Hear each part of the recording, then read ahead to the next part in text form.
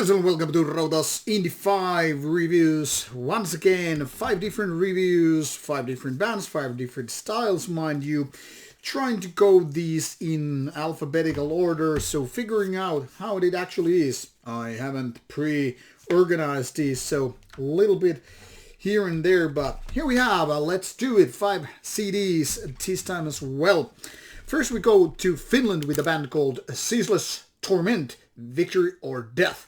This is the third album by the band, and this could be described as thrash metal, or in some cases, like I would kind of want to emphasize, thrash with death metal elements. Not exactly death thrash, but not too far from it either. What matters here is that this one is intense, tempo is fast, and these guys are really, shredding.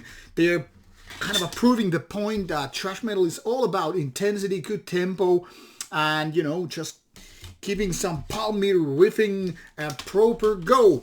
And of course you're supposed to okay, this is like 1980s, never left the building. In fact, that is quite true with this one as well, and for a good reason. Now the downside is it has, in my opinion, a little bit too much of that death metal in it. That is, for example, the vocals are closer to kind of spreading out those vocals rather growling or semi-growling ways, and even some of the riffs are exactly what thrash death when they started to kind of merge closer to each other, or actually when the first parts of death metal happened, had quite a bit of thrash influence in it. But this ain't no Morbid Angel, this is no Death, this is not even Possessed, nor it is Slayer or any of the big four ones. But this is somewhere between, I would say, between Possessed and Slayer in the ways that definitely kind of a 1980s vibe to it, kind of a good sound and all that stuff. But the vocalist is maybe too much leaning towards the growliness versus having somewhat cleaner parts. Even if we're talking about, Tom Araya, not to mention Hetfield and the likes, maybe it's too much using that. So this kind of limits the spectrum of vocals and all that stuff. But intensity is right there, and for that reason this is quite nice to listen to. Just more variety, more hit songs and memorable chorus parts and the like should be there, and they are not. But this is definitely something that you might put into your radar if you're looking for some thrash metal intensity and you don't mind a little bit trashiness, death metallicness with the thrash and all. So definitely worth taking a look. Then we have this side project called Chasm from Denmark with Omniversal Existence. This one is 2021 Digipack, whereas the first album here was actually 2022. And this has quite a nice packaging, if you ask me, released by Aesthetic Death. This one is kind of a tricky, because on the other hand, it's definitely kind of a funeral doom, but then again, it also has clean vocals and such, so it's kind of a nodding to traditional doom as well. Now, nothing wrong with that if you like both styles, but as you might probably know, doom metal people can be some of the most picky people out there when it comes to being pierced and all with the given style. So whereas one could say, yeah, I like funeral doom, I don't like the traditional one, or the other way around, this one is trying to play two tables at once, which really needs you to just either like both, or this is a little bit of a mess. Now the curious thing is, this is technically speaking side project of these two guys, but the main band hasn't really been doing albums, so even this one is a little bit later to the party. This one managed to do the album first.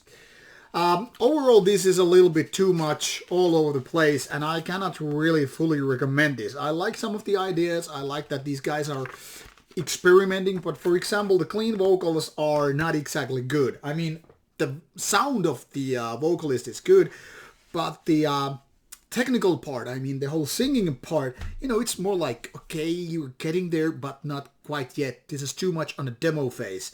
And everything else is a little bit, not the best of funeral doom kind of stuff. I mean, it's heavy and dark, but if that's not everything you need, you actually need the good songs and all that stuff, Funeral Chasm is a little bit of a miss. So I would say overall a little bit mediocrity, but I guess worth taking a shot if you're into doom in various forms. Then we have Hammer of Dawn with Ketor MCD, and this one is US-based band, but nowadays having quite a international lineup. For example, this has Fleshgod Apocalypse orchestrations guy doing the orchestration for this one as well. And then there's a bass player from Aborted doing, well, bass lines obviously. But this is not exactly none of those styles. This is a curious case because it's MCD featuring some 22 minutes of music and all that stuff. First of all, it takes the name from Gears of War video game series, which is quite okay if you like third-person brutality in the distant dark future, all that stuff.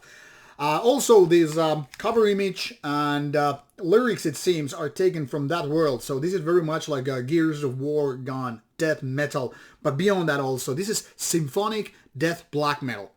Kind of a technical sort and very symphonic. Lots of orchestrations which then again create this layer of Fleshgod Apocalypse right all over the place. But also a lot of really heavy riffing with more on the death metal emphasis. But then again also growly vocals, really deep ones.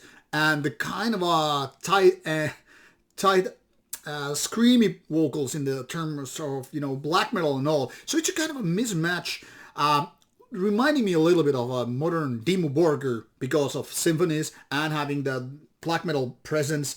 But then again, also on the Fleshgod Apocalypse side because of death metal presence and also those orchestrations.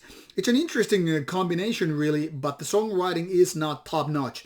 Also, and this might be a problem only for selected people out there, is this sounds way too modern and almost robotic in the terms of, you know, playing and production. Not everybody minds that. I mean, it's kind of clear and very powerful, but at the same time, it's got one of a lax organic feel to it. But overall, I would say pretty cool for an opening MCD. The band is this year out with another MCD, and this one is self-financed, so I don't know how available it is, but at least you can take a listen on the Bandcamp side by the band. Then we have another aesthetic death release from 2021. This is Suffer Yourself with Riptide, if I recall correctly, the third album by the band featuring only 3 songs. But then again, Funeral Doom, oh by the way, some stickers included. Funeral Doom is definitely the kind of a stuff which features lengthy tracks, and the first track is already past 20 minutes, then followed by an 8-minute track and then some 2 to 3 minute track in the end. So overall, little more than 30 minutes of Funeral Doom, but with death metal included. I would say actually those death metal parts remind me very early Paradise Lost, maybe 2 first albums, and that's what creates this rather unique style, because Funeral Doom is just all about being oppressive and heavy and dark and stuff like that, and slow tempo of course. Now this brings more death metallic side to it than just being, you know, slow with the growly vocals, and it's an interesting combination because they really fit together very well. And also this production of this album is very heavy and supporting the idea of, you know, binding these 2 different styles together. So it's kind of a doom death, but with the focus on the Funeral Doom and also old school death metal. Interesting combination and definitely worth giving a shot if you are a fan of the genre. But mind you, this is not of, you know, memorable parts and interesting chorus parts. It's more about the atmosphere and heaviness and of course darkness, a little bit melancholy included. But beyond that, nothing really memorable. And then the best of the pile is here, last and definitely not least, Temple of Dread from Germany, Hades Unleashed, the third album by the band, which is continuation to the second album, which was already a good release of old school death metal. Now, definitely quite trashy into it, and it's fast tempo, and the vocals are almost on the screamier side than typical growling, one could say, and I'm not the only one saying this or noticing this. They're kind of obituary-like, maybe not as far or extreme, but still going to that direction. However, the songwriting is way faster than obituary, so it's definitely very energetic, intense, and straight to the point, making your fist and head go into a moving motion. This one features 9 tracks and about 40 minutes of music. I really can't say this is an upgrade from the previous album, the second one, but definitely continuing with the same path. Overall, a good album, but I only wish this was even more memorable, even more catchy, like featuring hit songs. But definitely a good death metal release the old school ways and yet timeless at the same time. So if I had to pick the winner of this pile of 5 different CDs, I would say Temple of Dread is the winner, but Suffer Yourself and Hammer of Dawn being the runner-ups. So check out these ones. You will find the links in the description box so you can start listening right away. And I hope you like some of these bands. I think this is a pretty good pile of Indie 5 ones. So click and listen and enjoy. See you soon with more reviews coming your way.